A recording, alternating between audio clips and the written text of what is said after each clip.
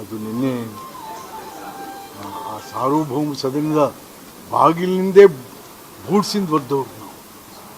But ಯಾವ ಗೌರವ ಇಟ್ಕೊಂಡು ನಮ್ಮ ಬಗ್ಗೆ ಯಾವ ಘನತೆ ಇಟ್ಕೊಂಡು ನಾನು ಕೂಡ ಸದನದಲ್ಲಿ ಕುಳಿತು ಬಹಳ ವೇದನೆಯಿಂದ ಇದನ್ನು ವೀಕ್ಷಣೆ ಮಾಡ್ತಾ ಇದ್ದೆ.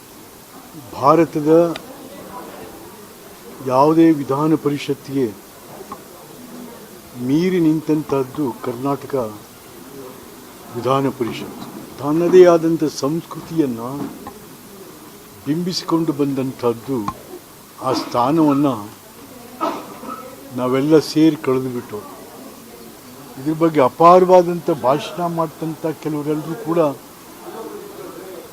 ಅಲ್ಲೇ ನಮ್ಮ ಎದುರಿಗೆ ಅದನ್ನು ಕೊಚ್ಚಿ ಕೊಲ್ಲುವಂಥದ್ದನ್ನು ಕಾಣಬೇಕಾದಂಥ ದುಸ್ಥಿತಿ ನಮಗೆ ಬಂತಲ್ಲಪ್ಪ ಅಂತ. ನಾವು ಯಾವುದನ್ನು ದೇವಾಲಯ ಅಂತ ಸಾರ್ವಭೌಮ ಸದನ